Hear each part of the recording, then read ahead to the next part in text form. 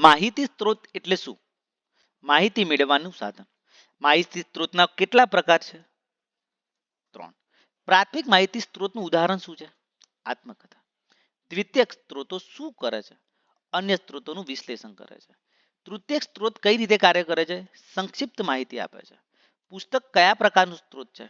પ્રાથમિક તેમજ દ્વિતીયક. નકશો કઈ કેટેગરીમાં આવે છે? દ્રશ્ય સામગ્રી.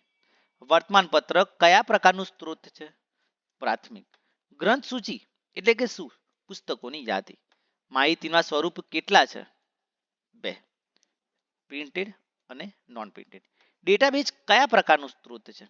ઇલેક્ટ્રોનિક. વિશ્વકોશ કયા પ્રકારનું સ્ત્રોત છે? તૃતીયક. પુસ્તકાલયમાં મળતી માહિતીના સાધનોને શું કહેવાય છે? માહિતી સ્ત્રોત. ઓડિયો દસ્તાવેજનું ઉદાહરણ શું છે? રેડિયો કાર્યક્રમ. વૈજ્ઞાનિક જર્નલ કયા પ્રકારનો સ્ત્રોત છે? પ્રાથમિક સ્ત્રોત. કોઈ વિષયની ચોક્કસ વ્યાખ્યા આપતું સ્ત્રોત કયું છે? કોષ.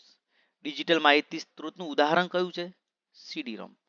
ઓડિયો વિઝ્યુઅલ માહિતીમાં શેનો સમાવેશ થાય છે? વિડિયો દસ્તાવેજ. માહિતી સ્ત્રોતમાં મૂલ્યાંકન શેના માટે જરૂરી છે? તેની મૂલ્ય જાણવા માટે.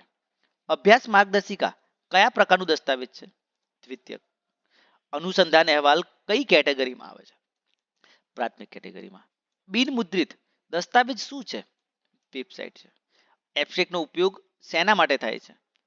મુદ્દાસર સારાંશ માટે. વિષય સૂચિ કઈ પ્રકારની માહિતી આપે છે? વિષય મુજબના લેખોની યાદી. થીસિસ એ કયા પ્રકારનું માહિતી છે? પ્રાથમિક.